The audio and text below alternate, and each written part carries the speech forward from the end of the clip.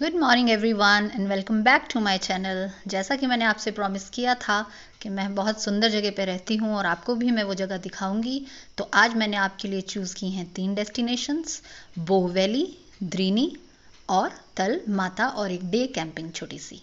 तो चलिए आज के सफ़र पर चलते हैं।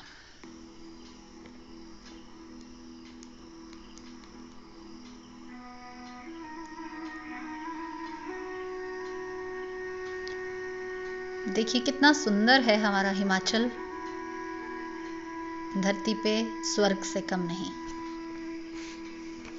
तो चलिए, हम धर्मशाला से आ रहे थे और अब हम पहुंच रहे हैं शाहपुर नाम के एक टाउन के पास। तो हम शाहपुर क्रॉस नहीं करेंगे। शाहपुर आने से थोड़ा सा पहले राइट साइड पे एक लिंक रोड जाता है जो कि है शाहपुर चंबी वाया रेलू। तो उस रोड को हम पकड़ेंगे और उस रोड पर जाते हुए फिर हम लेंगे बोह वैली के लिए एक और लिंक रोड। तो ये पुलिस स्टेशन शाहपुर और ये गाड़ियाँ आते हुए ये है मंडी पठानकोट हाईवे। ये जिस पर हम चल रहे हैं इस वक्त, ये मंडी पठानकोट हाईवे है। और अब यहाँ से राइट साइड को एक लिंक रोड जाएगा जिसे हम पकड़ लेंगे और मनाली मंडी पठानकोट हाईवे को हम छोड़ देंगे। तो चलिए लेते हैं लिंक रोड और ये हम चल पड़े।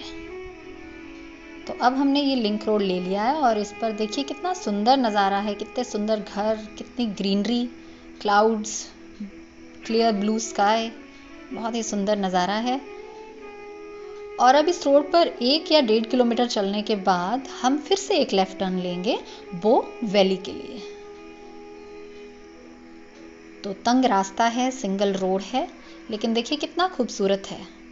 और जब हम चलेंगे तो साथ साथ में आपको हिमाचल के बारे में थोड़ा नॉलेज भी देती चलूँ। तो हिमाचल नॉर्थ इंडिया की एक स्टेट है, बहुत ही खूबसूरत। और नवंबर 1956 को आज़ादी के बाद हिमाचल को यूनियन टेरिटरी का दर्जा दिया गया था। और फिर 25 जनवरी 1971 को हिमाचल को स्टेटहुड का दर्जा मिला था। तो अब यहाँ से हम इस लिंक रोड को छोड़कर फिर से एक और लिंक रोड लेंगे बोह की तरफ। तो देखिए आगे एक ट्रक चल रहा है जिसकी वजह से थोड़ा सा ट्रैफिक का भी हमें सामना करना पड़ रहा है। तो पहले यूनियन टेरिटरी बना, फिर स्टेटहुड मिला। और अब ये देखिए आप बोर्ड पे लिखा हुआ देख भी सकते हैं वो देखिए। और अब हमने ये ले लिया द्रीनी और बोह के लिए रोड। और ज़रा देखिए कितना सुंदर ये रास्ता है। और मैं आपको बताती चलूँ, ये फॉरेस्ट नेचुरल नहीं है, ये हिस्सा फॉरेस्ट का मैन मेड है, खुद यहाँ जंगल बनाया गया है। और हिमाचल की ये बात बहुत अच्छी है कि यहाँ आप अपने गार्डन का पेड़ भी, अपने ऑर्चर्ड का पेड़ भी बिना परमिशन के काट नहीं सकते हैं। And I love this thing about Himachal. और देखिए कितना साफ सुथरा ये स्टेट है हमारा। तो फिर एरिया वाइज अगर बात की जाए हिमाचल की, तो हिमाचल इंडिया में 18th रैंक पर आता है। अगर क्षेत्रफल की बात की जाए तो इंडिया में 18th रैंक है। और देखिए जानवर चलते हुए इन खूबसूरत नज़ारों में, कितने लकी हैं ये जानवर भी, वरना सिटीज़ में जाएं तो खाने के लिए भी इन्हें कुछ नहीं मिलता। और अब हम आगे जो मैंने बताया था, तल माता का मंदिर है। दूर दूर से यहाँ श्रद्धालु आते हैं माता के दर्शन के लिए और काफ़ी मान्यता इस मंदिर की मानी जाती है। तो चलिए पहले माता के दर्शन करके आएंगे। प्रसाद हमने ले लिया है। तो हिमाचल की ऑफिशियल लैंग्वेज हिंदी है, जो यहाँ ऑफिसेज में लिखने पढ़ने के लिए यूज़ की जाती है, तो वो लैंग्वेज हिंदी है। और अब हम मंदिर परिसर में आ चुके हैं। और ये देखिए जो गोल्डन कलर की 3 मूर्तियाँ आप देख पा रहे हैं, और अंदर जो मंदिर का मेन गर्भगृह है, ये 16वीं शताब्दी में चंबा के राजा ने बनवाया था। ऐसा माना जाता है कि उस राजा को माता ने किसी कैद से, दुश्मन की कैद से छुड़वाया था अपनी शक्तियों से। तो माता ने पिंडी रूप में राजा को दर्शन दिया था और कहा था कि मेरा मंदिर बनवाओ। तो राजा ने, चंबा के राजा ने 1 रात के अंदर ये मंदिर और ये जो 3 बाहर मूर्तियाँ आपने देखी, और ये जो मंदिर का अंदर गर्भगृह आप देख पा रहे हो, ये 16वीं शताब्दी में चंबा के राजा ने बनवाया था। ये पुजारी जी हमें यही छोटी सी ब्रीफ हिस्ट्री इस मंदिर की बता रहे हैं। और मैंने देखा है इस मंदिर के आसपास बहुत मान्यता है। अगर आप गाड़ियों पे भी देखें तो आपको बहुत लिखा हुआ मिलेगा जयतल माता। और अब माता के दर्शन करके, माता की ब्लेसिंग्स लेके हम आ गए हैं वापस। तो ऑफिशियल लैंग्वेज हिंदी है और जो हिमाचल के फर्स्ट चीफ मिनिस्टर थे वो यशवंत सिंह परमार थे। तो फर्स्ट चीफ मिनिस्टर, और उनको फाउंडर ऑफ हिमाचल भी कहा जाता है, तो फर्स्ट चीफ मिनिस्टर थे यशवंत सिंह परमार। तो चलिए, माता के दर्शन हमने कर लिए, आशीर्वाद हमने ले लिया है। तो हिमाचल का जो स्टेट फ्लावर है वो रोडोडेंड्रॉन है, रेड कलर के फ्लावर्स होते हैं। इनकी रोडो स्क्वैश भी बनती है, चटनी भी खाते हैं हम लोग आम घरों में। थोड़ी हाइट पे ये फ्लावर मिलता है। तो रोडोडेंड्रॉन जो हो गया वो स्टेट फ्लावर, और जो स्टेट ट्री है वो देवदार। और ये रास्ते में यहाँ छोटे छोटे मंदिर सड़कों पे अक्सर मिलते हैं। तो ये हनुमान जी का छोटा सा मंदिर था और ये ताज़े पानी का एक चश्मा। तो यहाँ हमने पानी पी भी लिया, बहुत ठंडा पानी जगह जगह हर मोड़ पर यहाँ मिलता है। You don't have to carry water और this Bisleri and all with you. तो हिमाचल का बॉर्डर कई स्टेट्स के साथ लगता है, जैसे हरियाणा, पंजाब, यूपी और उत्तराखंड। इन स्टेट्स के साथ हम हिमाचली अपना बॉर्डर शेयर करते हैं। और एक ख़ास बात हिमाचल के बारे में है कि किसी और स्टेट के लोग यहाँ पर लैंड परचेज नहीं कर पाते हैं। ओनली हिमाचलीज जो हैं वही हिमाचल में अपना घर तो क्या, लैंड परचेज जो है वो नॉन हिमाचलीज नहीं कर सकते हैं हिमाचल में। तो चलिए, ये कुछ जानकारियाँ मैं आपको साथ में दे रही हूँ। और अब इस पूरे एरिया का एक स्पेशल कस्बा आ रहा है, गांव जिसे कह लो, जिसका नाम है द्रीनी। आसपास के जितने भी छोटे गांव हैं उनका मेन सेंटर यही गांव है। यहाँ पे पीएनबी की ब्रांच भी है। ये शाहपुर तहसील की सब तहसील भी है द्रीनी, क्योंकि इलाका थोड़ा सा जिसे आप कह लो कि काफ़ी रिमोट है, तो रोज़ लोगों को आने जाने में दिक्कत ना हो, इसलिए गवर्नमेंट ने यहाँ के लोगों को फैसिलिटी देने के लिए द्रीनी को सब तहसील भी बनाया है। तो ये हम द्रीनी से ही इस वक्त निकल रहे हैं। और अगर आप राइट साइड का ये व्यू देखें तो ये सल्ली नाम की एक जगह है जो कि अपनी सीनिक ब्यूटी के लिए बहुत ज़्यादा मानी जाती है। लेकिन आज हम सल्ली नहीं जाएंगे, समडे एल्स। तो ये हम द्रीनी विलेज से क्रॉस कर रहे हैं। और ये आप देखिए, द्रीनी का गवर्नमेंट स्कूल है ये +2 तक, जिसमें कि सभी स्ट्रीम्स पढ़ाई जाती हैं। और देखिए कितना सुंदर ये स्कूल है, कितनी अच्छी इसकी बिल्डिंग है। और वैसे भी हिमाचल तो एजुकेशन के लिए टॉप मोस्ट माना जाता है पूरे इंडिया में। और अब हम उस पॉइंट पे आ गए द्रीनी क्रॉस करके, जहाँ से ये ऊपर की तरफ जो रोड गया ये सल्ली को चला गया, और जो ये नीचे की तरफ रोड है ये जाएगा बो वैली की तरफ। आप देख भी सकते हैं बो वैली यहाँ से 7 किलोमीटर है। तो हमने सल्ली वाली रोड छोड़ दी और बो वैली की रोड पकड़ ली। अब आप देखिए कितना सुंदर दृश्य है यहाँ से। और यदि आपको याद हो तो 11-12 जुलाई को आपने सुना होगा कि बो वैली में एक लैंडस्लाइड भी आया था। ये सामने जो आपको दिख रही है ये बो वैली है। कितना सुंदर ये विलेज है, और बहुत उसमें नुकसान हुआ था उस लैंडस्लाइड में। और अगर मैं अपने कैमरा को थोड़ा मुझसे स्टिल हो पाए मेरा फ़ोन, तो आप फॉग को भी महसूस कर पाओगे चलते हुए। और ये नीचे एक हाइड्रो इलेक्ट्रिक प्रोजेक्ट है जो कि प्राइवेट है, प्रोजेक्ट गवर्नमेंट का नहीं है। और सोडी ब्रदर्स जो हैं वो उनका ये प्रोजेक्ट है। और जिस रिवर पर ये प्रोजेक्ट बना हुआ है उसका नाम है ब्राहल रिवर। और अब मैंने कैमरा स्टिल किया है, आप फॉग को महसूस कर सकते हैं। कितना प्यारा ये व्यू है, ज़रा देखिए आप, सो ब्यूटीफुल। वो कहते हैं ना, music and mountains are the best stress busters. तो वो तो यहाँ देख के पता चलता ही है। तो चलिए अब आगे की तरफ बढ़ते हैं इन सुंदर दृश्यों को देखते हुए। देखिए कितनी सुंदर ये वैली है। It's a treat to anybody's eyes. देखकर कितना आनंद आता है। और देखिए ये बादल कितना नीचे आते हुए फॉग की तरह यहाँ से वहाँ घूमते हुए। और जैसा मैं बता रही थी कि यहाँ वो लैंडस्लाइड आया था जिसमें कि काफ़ी सारा जान माल का नुकसान हुआ था। और अब हम उसी तरफ जाएंगे इन सुंदर रास्तों से होते हुए। तो ठीक है, नेचर सुंदर तो बहुत है, लेकिन कभी कभी मॉनसून में इसका दूसरा रूप भी हमें देखने को मिलता है। तो वो तो एक ही सिक्के के दो पहलू हैं। तो चलिए, तो ये एक ब्रिज सुंदर सा, और ऐसे छोटे छोटे नाले नदियाँ आपको पहाड़ों में हर कदम पर देखने को मिलते हैं। और अब आएगा वो लैंडस्लाइड एरिया जो मैं आपको बता रही थी। ये देखिए, ये उस दिन सुबह के 11:30 या 11 बजे का समय था और ये देखिए नीचे आप बाल्टी, चेयर, कपड़े, मैट्रेसेस और ये देखिए सामने घर, सड़क की दूसरी तरफ जाकर भी जूते, चप्पल और पता नहीं क्या क्या। और यहाँ तक कि ये देखिए ये स्कूटी का हाल देखिए आप, कैसा वो भयानक मंजर रहा होगा।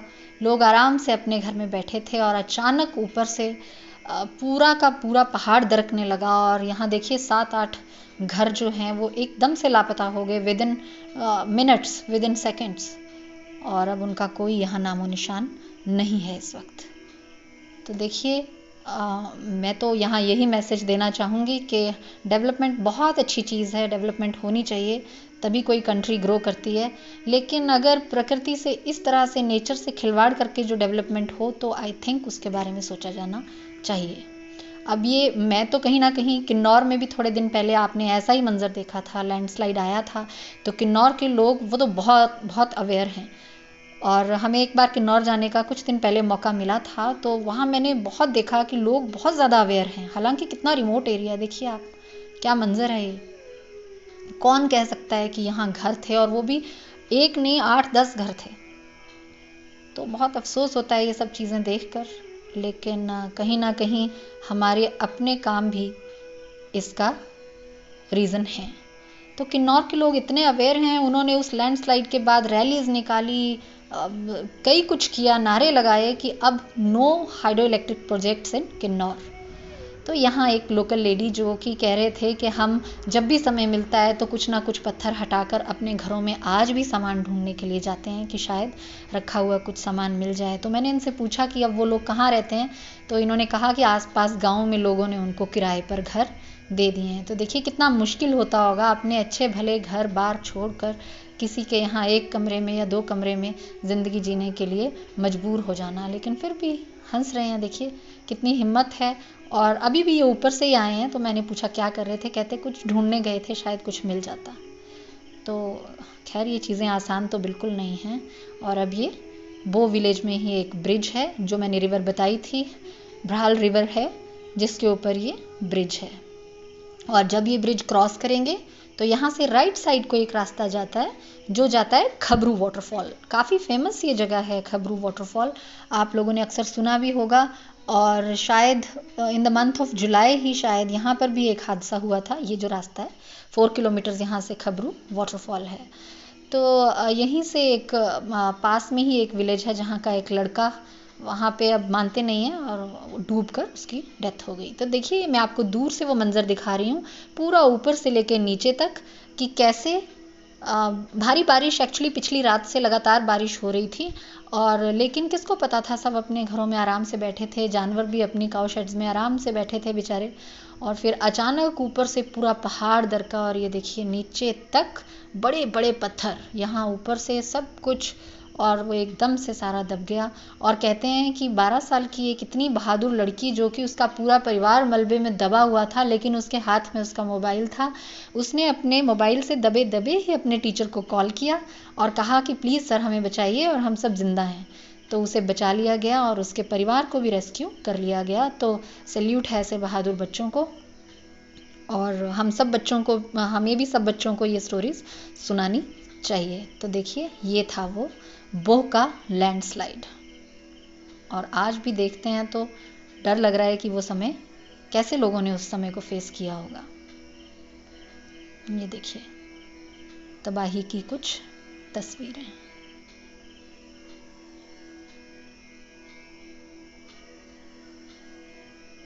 ये देखिए, चलिए अब हम लेंगे वापसी।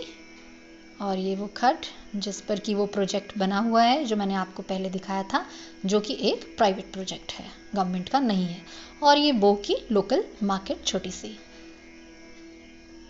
ये देखिए छोटी छोटी दुकानें, लेकिन हर चीज़ की दुकान यहाँ आपको मिलेगी। और ये अब हम वापसी की तरफ, और ये लेफ्ट साइड फिर से वही पास से निकलते हुए, ये देखिए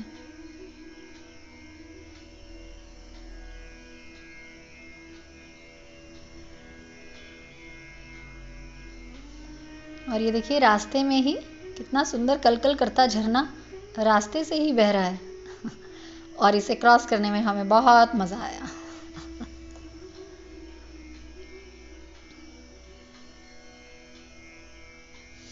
और अब हमने ढूंढ ली है अपने लिए एक कैंपिंग साइट। तो देखिए, एक हाइट पे हमने एक जगह ढूंढी है और ये हमारा डॉगी भी हमारे साथ है और ये हम यहाँ लगा रहे हैं अपना टेंट। और देखिए पीछे का नज़ारा, चारों तरफ से हमें व्यू मिल रहा है और हम बीच में एक हाइट पर हैं। और ये देखिए बच्चे और डॉग एंजॉइंग। और अब हम बना रहे हैं फ्रूट चाट। और देखिए कितना सुंदर नज़ारा आप देख पा रहे होंगे सामने।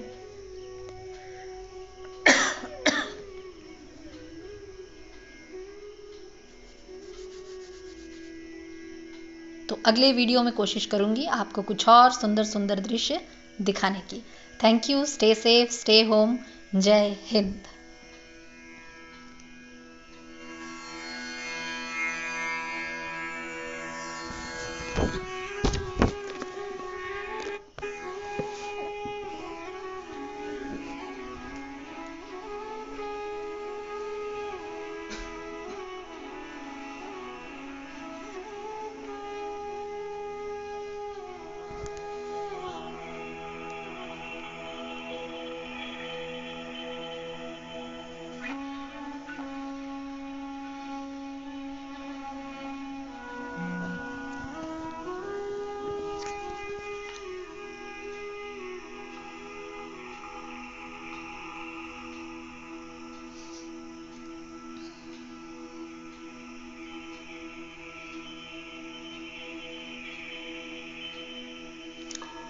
Kindly like, share and subscribe my channel. Thank you.